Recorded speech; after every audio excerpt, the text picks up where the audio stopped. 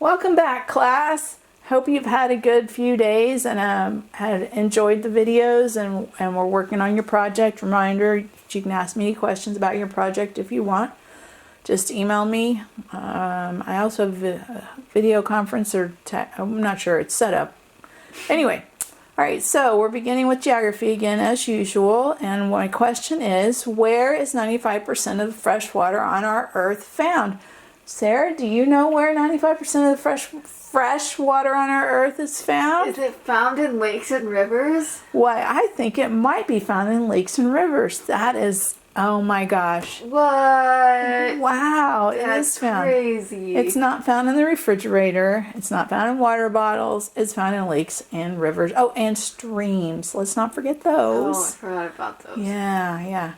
So what is groundwater and where is it found? Is it found in the ground? I know. Can you believe that groundwater is actually found under the ground? Mind blown, right? So, and it's also found, and here's a little picture of groundwater. So it fills in all these little crevices and little areas in the ground, and it fills all that in. So groundwater is found, in the soil or in pores and crevices in the rocks, as you can see. So now the next question is, what exactly is a water table? I'm glad you asked. Yeah, I wouldn't know. I know, we wouldn't know. And what I want to say is, it's not as easy to find as you might think to find a picture of a water table, because when I was looking for a water table picture to show you guys, I found a whole lot of pictures of Fisher-Price little water tables for little kids. Not the kind of water table we're talking about. What? I know, what? So what we're talking about is the saturation level, the high level right here. You can see in this picture. This line is the water table level. It's the highest level below which the ground is saturated. So this is the water table level. The top of it is the water table, and below it the ground is saturated. So now you know where fresh water is found, and what a groundwater is and where that's found, and now you know that a water table is not a Fisher-Price toy. Yay! Cool. Now we're going to move on to World War I Continued. Pew, pew, pew, pew, pew. All right, what factors finally brought the United States into World War I? These are things I want you to be this is something I want you to be thinking about as we're continue on and you're writing your notes. All right, so one of the things that helped bring the United States into the war, because remember, the war began in the fall of 1914. And the United States did not join the war until 1917. So the sinking of the Lusitania was one of the things that brought them in. Now, what led up to the sinking of Lusitania was that Britain, it set up a blockade of a naval blockade of German ports. And right here you can see, here's Germany, and here's the blockade that Britain set up. This is water. The light blue is water. It's the North Sea, whatever. Anyway, so Britain has set up this blockade to keep Germany from getting out and fighting them with ships or whatever, and also to keep them from getting out and doing trade business and getting stronger through commerce, trading money. So in response to this, surprisingly, Germans did not like this trade blockade that the British have set up. So Germans have submarines, and they begin sinking the Allied merchant ships. Now the Allies, remember, are Serbia, Britain, France, Russia, and some other countries, but those are the main ones. And so Germany starts sinking their ships using the submarines. And then what happens after a little bit of time is that the Germans decide that they are sinking not just merchant ships, but they start sinking passenger ships. And in May of 1915, German U-boats sank a British passenger ship, which was the Lusitania. Now their goal was to break the strength of Britain and the Allies before the United States joined in the war, because they felt like that if the United States joined in the war, then they would be defeated. So they were really trying to defeat the Allied powers before the United States joined the war. What they did with sinking the Lusitania is, they thought that the Lusitania was carrying military supplies, and they were right. It actually was carrying some military supplies, but it was also carrying some American citizens that were killed when this ship was sunk, and obviously that turned the attitude of many Americans against Germany, because they felt like Germany had not just attacked Britain, but they had attacked Americans because they were on the ship and they had died. So the Americans' attitude towards the war and towards Germany was beginning to change. And another thing that helped turn the tide of American attitude towards joining the war would be the Zimmermann telegram, which it went. Why? Hold on. There we go. Zimmermann telegram. No.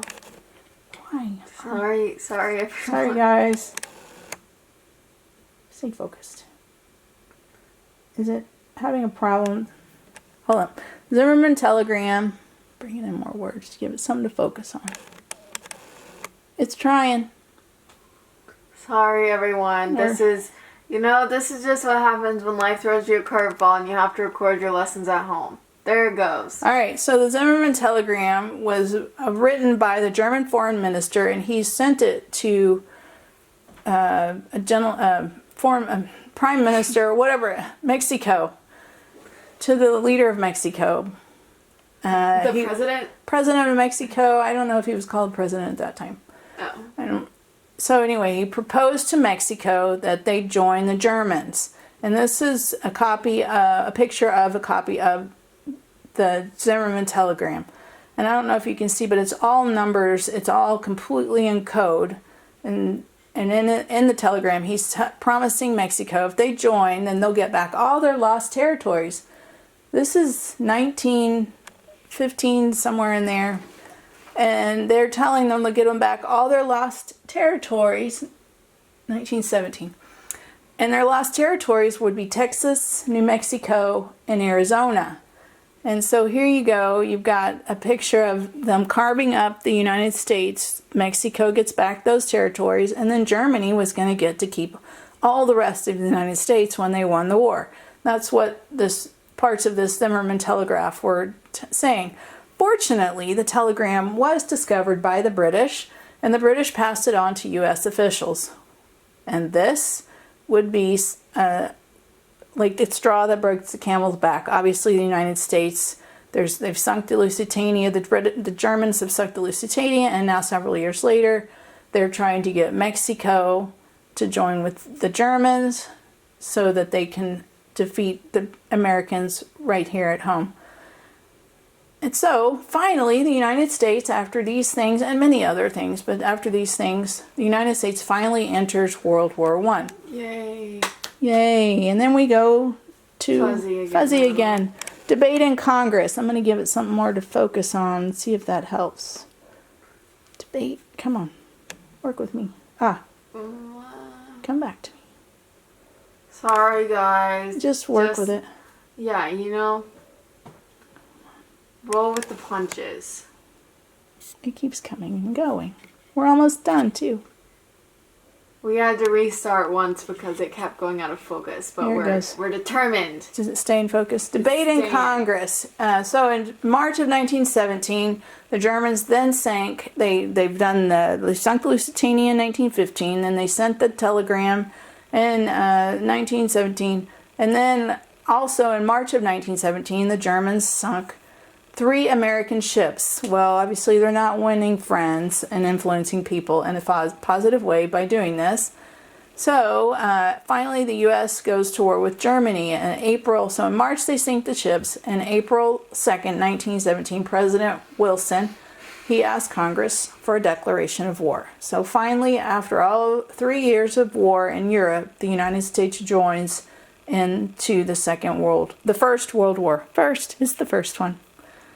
And the American troops, they enter the war after 3 years of war, and they finally make it over there in June of 1917. The Yanks is what the British and Allies called the Americans. They really boosted the morale, the hearts, the attitudes of the people there.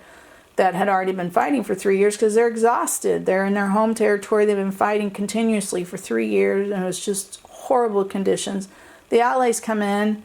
It's like fresh troops. It's like whenever your team has been playing football or soccer, and finally they send in new players, and so that everybody gets a rest, and the new players kind of help bolster and encourage everybody else around them. So the Allies kind of did that.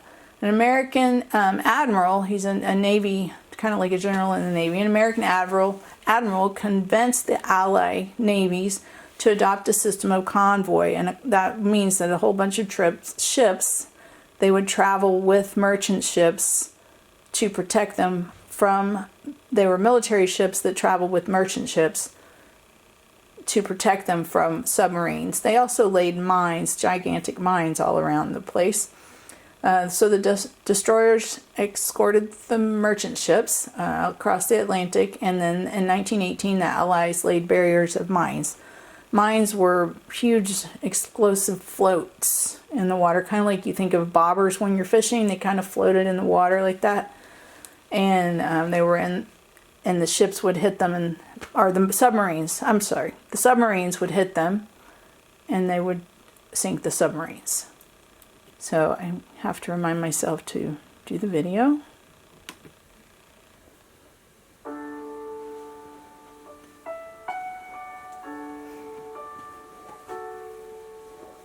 The Great War of 1914 to 1918, or World War I as it is called today, was a terrible, bitter fight that saw 23 nations locked in mortal combat. During the years leading up to the war, many European nations banded together to form alliances to protect trade. When these alliances came into conflict, war broke out. The Allies included Great Britain, France, Russia, Italy, and later America. The Central Powers were made up of Germany, the Austrian-Hungarian Empire, the Ottoman Empire, and Bulgaria. Never before had so many men from so many different countries fought with such terrible weapons over such a huge area.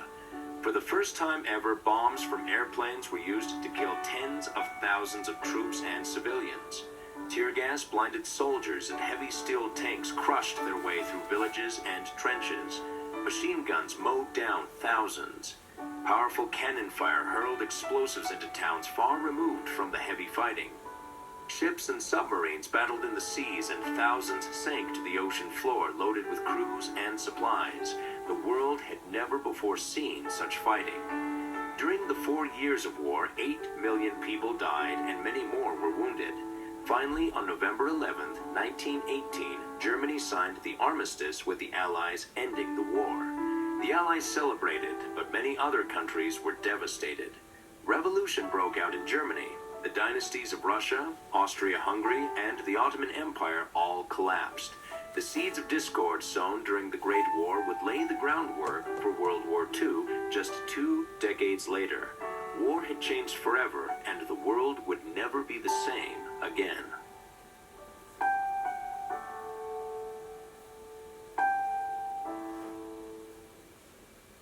So as you can see, the First World War, as I talked about last week, and then you see in the video, it changed. It was a completely new kind of war, and it really changed the way war has been fought since then. So with the Americans coming in, they were able to halt the German advance across France, and this is a paper from the New York Herald, and it talks about how they were able to make the Germans retreat, and you can see the lines. You can't see them very well there, but it shows how they retreated. So, and then in 1918, late May, early June, they were able to halt the Germans' advance across. Now, the war wasn't over yet, but the Germans were no longer able to be advancing across France and other countries. They were actually beginning to retreat. So the process of the war ending had begun, even though the war was still going on. So, I will see you guys later. If you have any questions, please feel free to email me. Miss you guys.